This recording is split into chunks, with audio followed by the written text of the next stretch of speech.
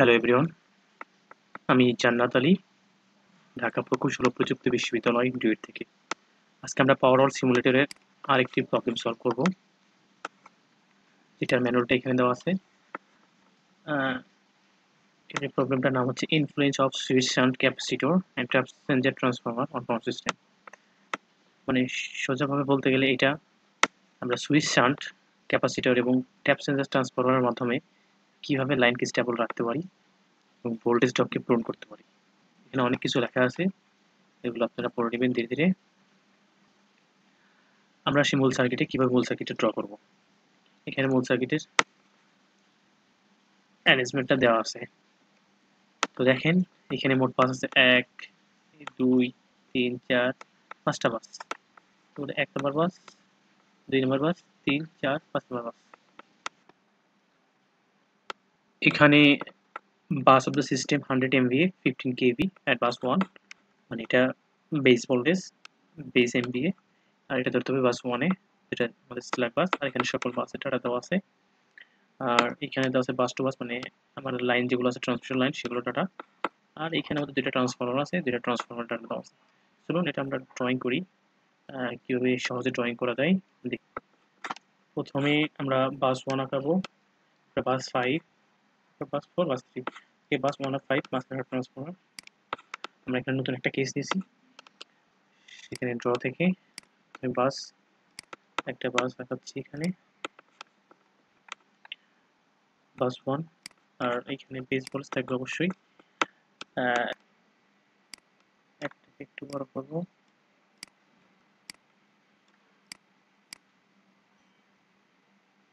এক নম্বর বাস হয়েছে।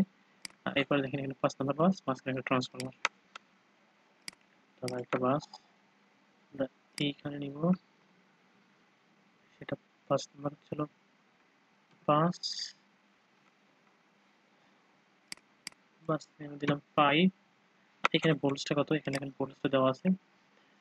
এই পাশে 15 ভোল্ট হয়, এই পাশে আছে হলো 450 ভোল্ট, 345 ভোল্ট। তাহলে এখানে ভোল্টেজ দেব 345 ভোল্ট, তাহলে ট্রান্সফরমার রেশিও অটোমেটিক ধরে নেবে 345 ভোল্ট।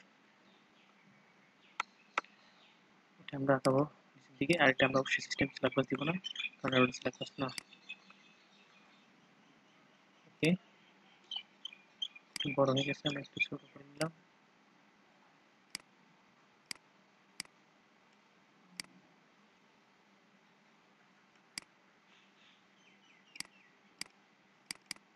একটু মোটা হয়েছে, এগুলো আমরা একটু চিকন করে নিতে পারি।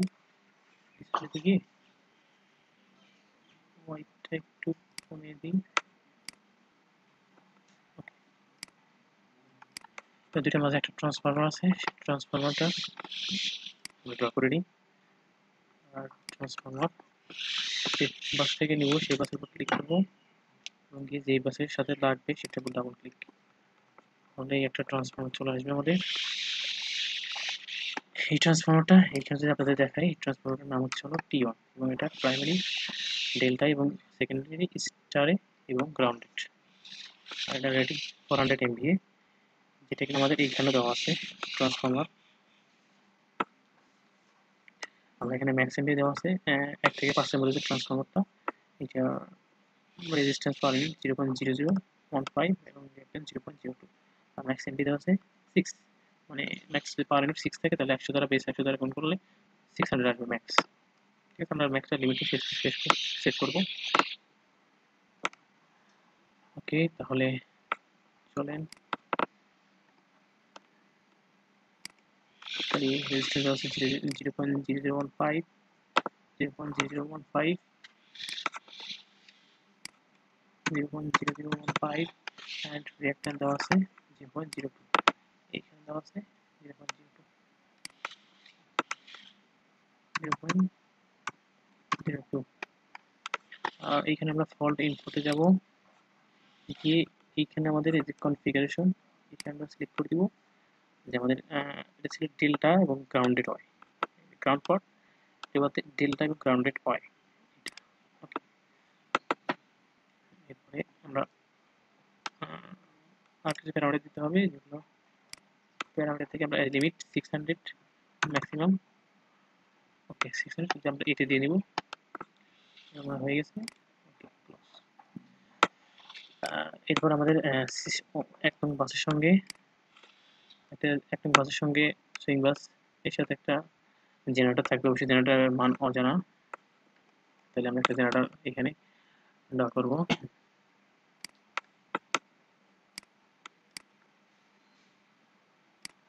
আমরা আসলে বাম দিকে ড্র করব যেন আমাদের দেখতে ভালো লাগে। তাহলে মেগাওয়াট সেট পয়েন্ট আমরা জানি যাই দিই না এখানে, এটা ওর মতো ধরে নিবে, আমরা ইচ্ছে মতো আমরা দিয়ে রাখলাম।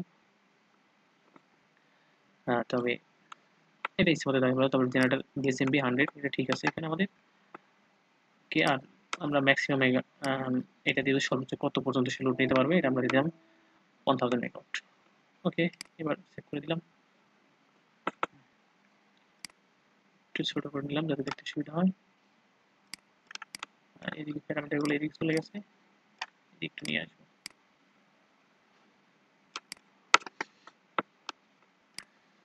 ওকে, এবার আমাদের আরেকটা এখন আঁকাতে হবে 4 নম্বর বাস। 4 নম্বর বাস, তাহলে 4 নম্বর বাসটা আঁকাবো আর 3 নম্বর বাসটা আঁকাবো, মাঝখানে একটা ট্রান্সফর্ম। তো 4 নম্বর এখানে একটা বাস দেখুন, 4 নম্বর বাসে ভোল্টেজ 345 আছে এখানে। তাহলে এই বাস নাম্বার 4, বাস নাম্বার 4। ওকে, এটা বাস ইনপুট হচ্ছে, সিস্টেম বাস হবে না, ডিসপ্লে আমরা নিচের দিকে পাবো রাউন্ড। ওকে, তাহলে একটু ছোট করে নিব আমরা।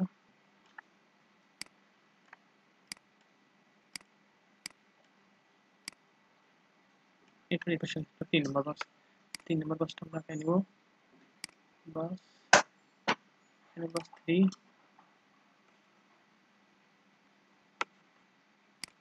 বাস 3 ভোল্টেজ পাবে এখানে পাশে 15 কেভি।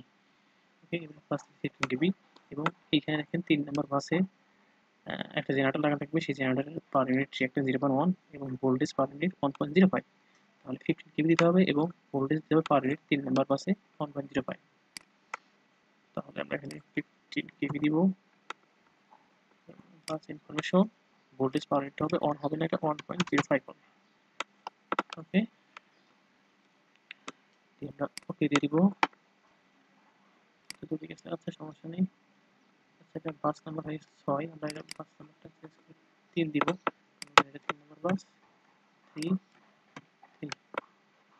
ওকে,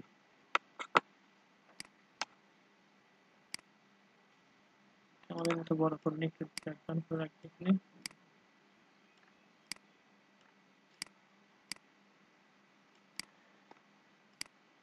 ওকে, এবার 4 আর 3 এর মধ্যে একটা ট্রান্সফরমার আছে, 4 আর 3 এর মধ্যে একটা ট্রান্সফরমার আছে, সেই ট্রান্সফরমার প্রাইমারি আছে স্টারে এবং এটা গ্রাউন্ডেড আর সেকেন্ডারি ডেল্টাতে। আর 4-5 এর মধ্যে ট্রান্সফরমারের এখানে ডাটাগুলো দেওয়া আছে, দুঃখিত 3-4 এর মধ্যে, এই 3 এবং 4 এর মধ্যে ডাটা দেওয়া আছে 0.0075 per unit resistance and 0.01 per unit capacitance, max MB 10 10 many 10 to the 100 তে গুণ করি 1000 আসবে। তাহলে সেক্ষেত্রে এখানে তাই দিব আমরা, এটা থেকে ট্রান্সফরমার 4 to 3 এন্ড এখানে ছিল 0.0075 আর এখানে ছিল 0.01 0.000075 আর 0.0075 আর এখানে ছিল 1000 10 পার ইউনিট into 1000। এটা ফল ইনফরমেশনে গিয়ে আমরা এখানে কনফিগারেশনটা দিব। এখানে কি আছে কনফিগারেশন, হয় গ্রাউন্ডেড, গ্রাউন্ডেড হয়, গ্রাউন্ডেড হয় না, গ্রাউন্ডেড হয়, গ্রাউন্ডেড হয় এবং ডেল্টা গ্রাউন্ড পাথ। ওকে, গ্রাউন্ডেড হয় এবং ডেল্টা গ্রাউন্ড পাথ, গ্রাউন্ড পাথটা আলাদা কিন্তু গ্রাউন্ডেড যেটা লেখা ওইটা গ্রাউন্ড, তাই গ্রাউন্ড হয় ডেল্টা গ্রাউন্ড পাথ। ওকে, তাহলে আমরা এখানে ওকে দিয়ে দিব। চলে আসছে আমাদের 3 নম্বর বাসে আমাদের একটা জেনারেটর রয়েছে। 3 নম্বর বাস যেহেতু পিভি বাস, মানে এখানে একটা আমার একটি পাওয়ার থাকবে এবং ভোল্টেজটা 5টা থাকবে। তাহলে 3 নম্বর বাসে পিজি জেনারেটেড পাওয়ার 5.2 আর এটা যদি আমরা বেস দ্বারা গুণ করি তাহলে আসবে 100 দ্বারা গুণ করলে আসবে 520 মেগাওয়াট। আর এইখানে ভোল্টেজটা আমরা দিয়ে নিচ্ছি বাসে। আর এই যে এখানে জেনারেটরটা সেটা পার ইউনিট রিঅ্যাক্ট্যান্স আসবে 0.1। ওকে, চলুন ড্র করি। একটা জেনারেটর আসবে, এখানে পাবো 3 নম্বর বাসে,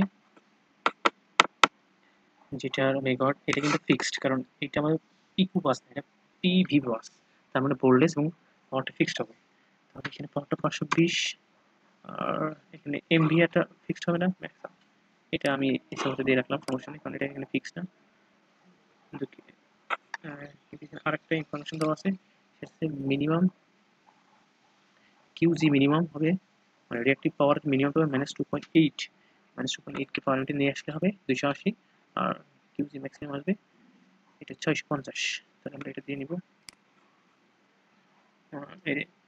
মিনিমাম এবার -280 আর ম্যাক্স এবার 6.5, তাহলে 650,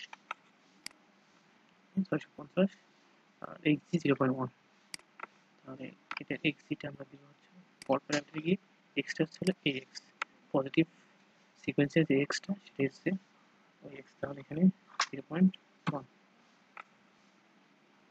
এখানে আমরা ওরিয়েন্টেশনটা যাচ্ছিল রাইট দিকে, যাতে বাসের ডান দিকে আঁকানো হয়। তারপর আমরা ওকে দিয়ে দেবো। ওকে, আমাদের হয়ে গেছে।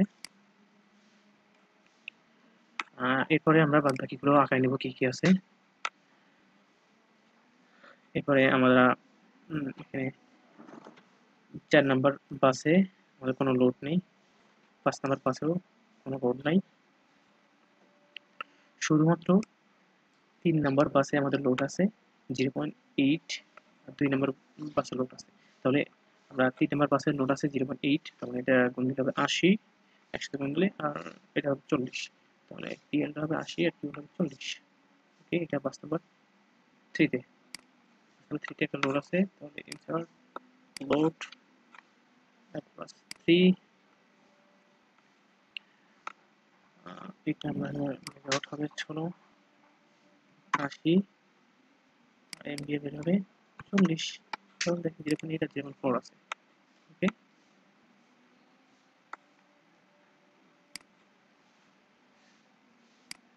ওকে, এবার আমরা ডিসপ্লে ইনফরমেশনটা চাচ্ছি আমরা নিচের দিকে, না আমরা ডান দিকে হোক, তাহলে দেখতে ভালো লাগবে। ওকে, ঠিক আছে, আমরা একটু নিচের দিকে নিব টেনে।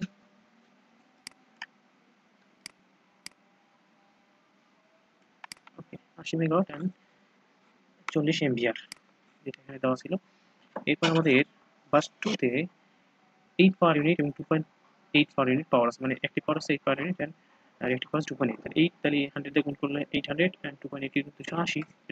2 নাম্বার বাসে পিকিউ বাস, 2 নাম্বার বাস 2 নাম্বার বাস এখন আমরা ড্র করে নিই, তাহলে 2 নাম্বার বাস এখান থেকে আমরা নিচে ড্র করে নিলাম। 2 নাম্বার বাসের নমিনাল ভোল্টেজ অবশ্যই 345 কেভি, কারণ এখানে দেখেন 2 নাম্বার বাসে যেহেতু এটা 345 কেভি, অবশ্যই এটা 345 KV, 345 KV line, 345 KV, 45 KV. এটা আমি চাচ্ছি লেফট দিকে চাচ্ছি। ওকে, বাস নাম্বারটা দুঃখিত, বাস নাম্বারটা একটা আমরা 6 নাম্বার দিয়ে ফেলছি, বাস নাম্বার দিব আমরা 2 আমাদের সুবিধার্থে।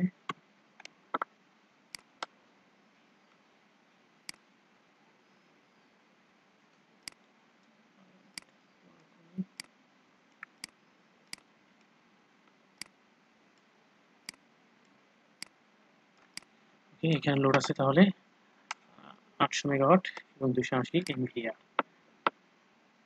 800 মেগাওয়াট এবং 280 এমভিআর লোড।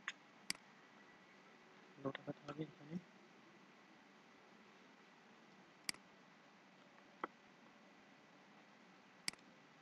800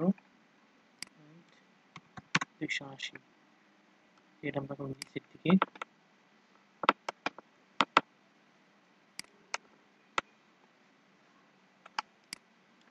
চলে আসছে।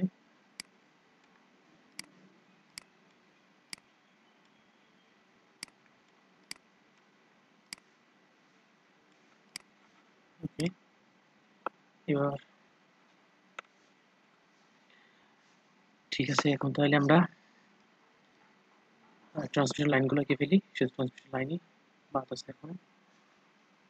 ওকে, তাহলে লাইন এবার 2 থেকে 4 এটার আর 0.09 0.1 2 থেকে 4 দেখুন এটা থেকে এটা ট্রান্সমিশন লাইন এই 2 থেকে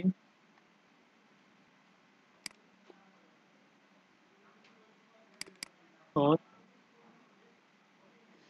এর রেজিস্ট্যান্স আছে আমরা একবার দেখে নেব 2 থেকে 4 0.09 আর 0.1 0.09 0.1 আর চার্জিং ক্যাপাসিট্যান্স বি এর মান আছে 1.72 দুঃখিত 0.00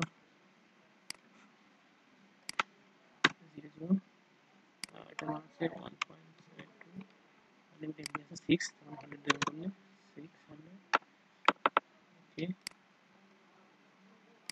একটু ছোট করে নিব ওকে এরপরে আমাদের আরেকটা লাইন 2 থেকে 5 এর মধ্যে 0.0045 আর 0.05 2 থেকে 5 এর মধ্যে তাহলে এটা 2 এটা 5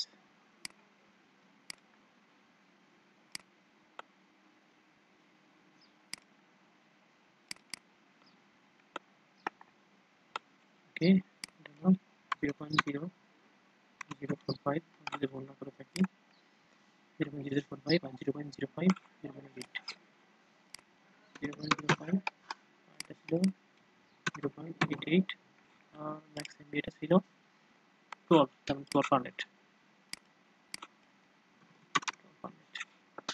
ওকে সব ঠিক আছে এটা আমরা একটু ছোট করে নিব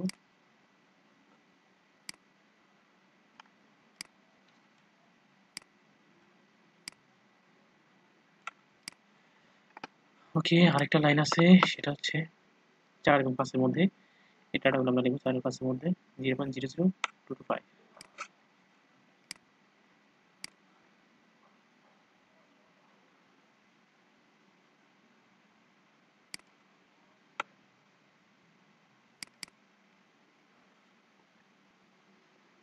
এটা 0.0225 আর x এর মান আছে 0.025 0.44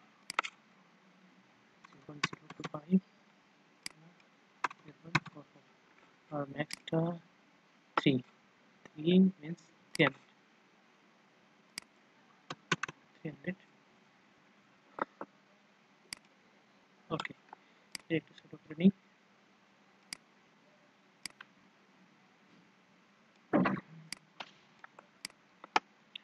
ওকে আমাদের সব প্যারামিটার প্রায় এখনো শেষ একটু বড় করে নিব দেখার সুবিধার্থে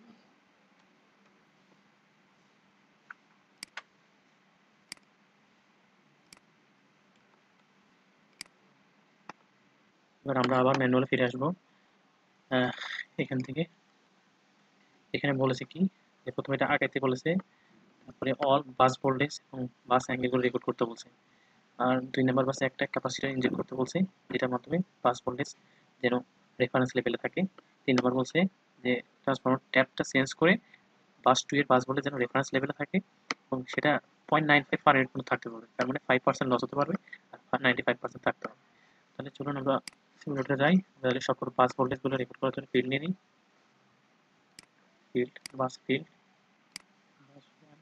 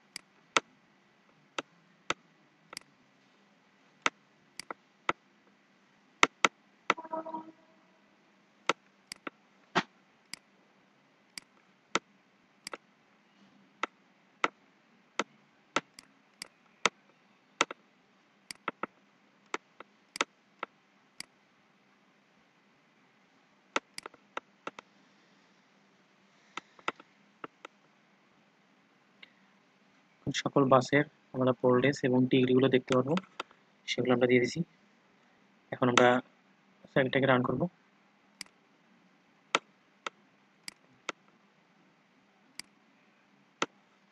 আমরা দেখতে পাচ্ছি আমাদের এটা সফলভাবে চালু হয়েছে।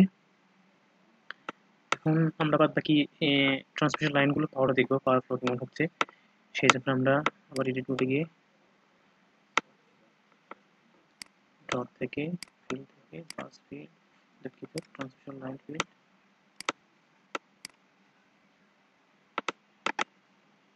কত মেগাওয়াট ফ্লো হচ্ছে সেটা দেখবো আমরা।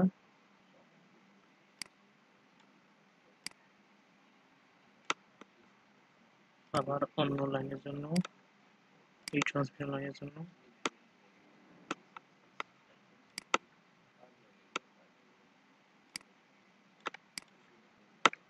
সিমিলারলি এই ট্রান্সমিশন লাইনের জন্য।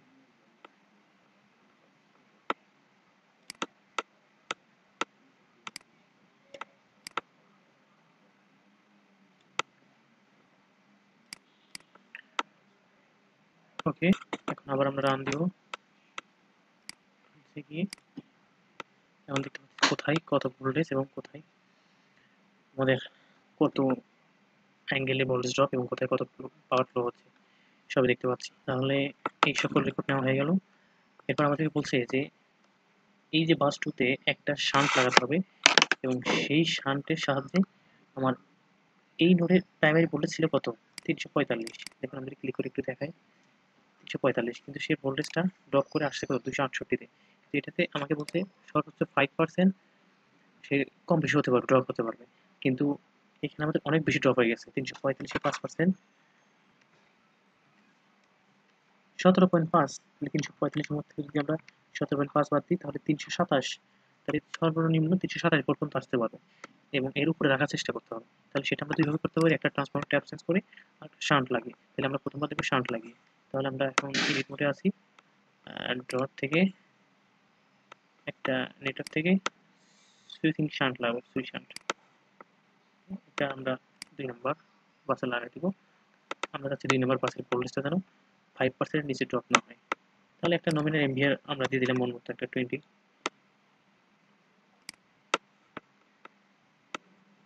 ওকে, 20 এমভিআর একটা দিয়ে দিলাম।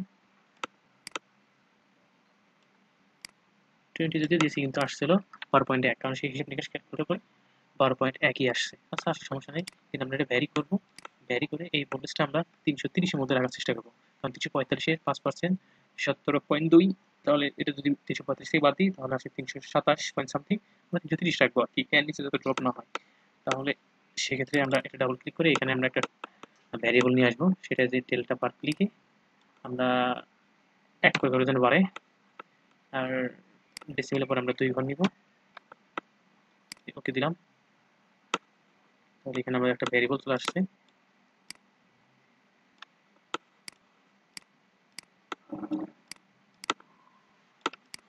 ওকে, তাহলে আমরা এখন এটা রান দিব।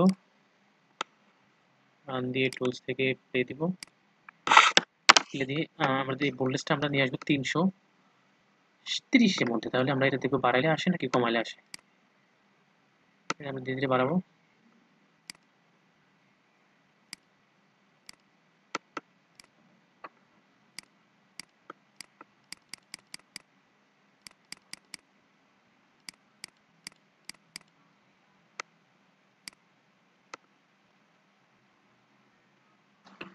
ঠিক আছে, তাহলে আমরা এখানে ড্র থেকে একটা শান্ট নিয়ে আসবো, সুইচ শান্ট।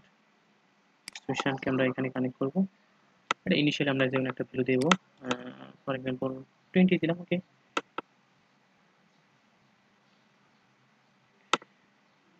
20 দিয়ে দেবো। ওকে দিয়ে দিলাম। 20 যদিও দিয়েছি কিন্তু আসছিল 12.5, কারণ সেই হিসেব নিকাশ করে দেখছি 12.5-ই আসা দরকার, মানে 20 হবে না এখানে। ওকে থাক, সমস্যা নেই, যেটা আছে। এবার আমরা রান মধ্যে দেখবো যে আমার এখানে বাস ভোল্টেজটা কত আছে। ওকে, 272 ভোল্ট, এখন 330 ভোল্টে, তাহলে আমাদেরকে বাড়াতে হবে। তাহলে এটা আমরা বাড়াই।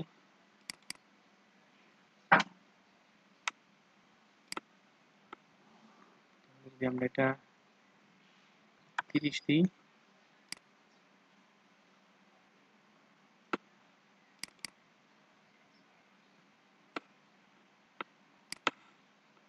এডিট মোডে গিয়ে আবার এটা ভ্যালু চেঞ্জ করে দিব, বাড়াবো একটু।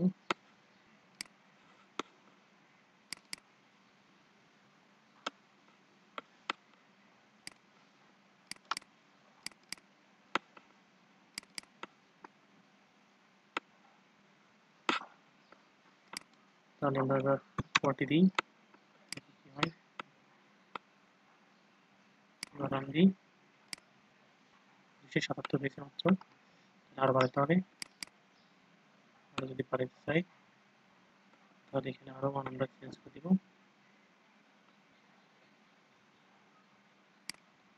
নমিনাল আমরা 85 দিলাম, দেখি কি হয়, 279 আছে, তাহলে আরো বাড়াতে হবে। তাহলে আমরা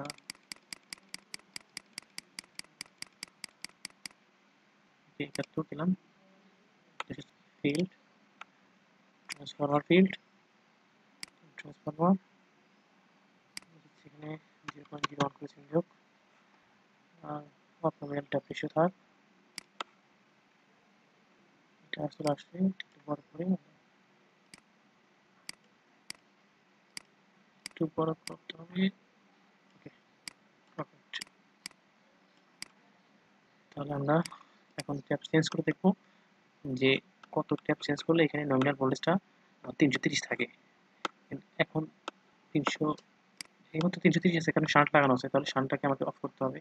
তাহলে সেই ক্ষেত্রে আমরা সিমুলেশন করে শান্টটাকে অফ করে দিলাম, তাহলে এখন ভোল্টেজ নেমে গেছে 268-তে। আবার যদি শান্টটা চালু করি তাহলে ভোল্টেজটা 329 বা 330-এর কাছে আসছে। তাহলে আমরা শান্ট অফ করতে হবে, কারণ আমরা এখন ভোল্টেজ ঠিক করবো ট্রান্সফর্মার ট্যাপ চেঞ্জ করে। তাহলে একটাবার ট্যাপটা চেঞ্জ করি, তাহলে দেখুন কত আসে।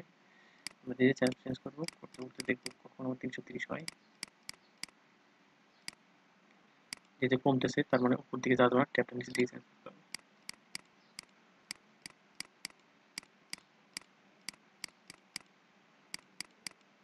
ধীরে বাড়তেছে ভোল্টেজ, এইভাবে বাড়তে বাড়তে আমরা নিয়ে যাবো 330-এর কাছে। ওকে, প্রায় হয়ে গেছে, এই যে 334 অথবা 329 এর থাক, সমস্যা নেই। এখন এখানে কারেন্টের মানটা বেড়ে গেছে, এই জন্য এটা বড় হয়েছে, এটা কোনো ম্যাটার না। তাহলে এই ট্যাপটা 0.83 রাখলে এখানে আমাদের ভোল্টেজটা 5% ড্রপে মেনটেন হয়। ঠিক আছে, সিমিলারলি আমরা তাহলে এখন এই ট্যাপটা আমরা উঠাই দিব, এটা অনে রাখবো আমরা।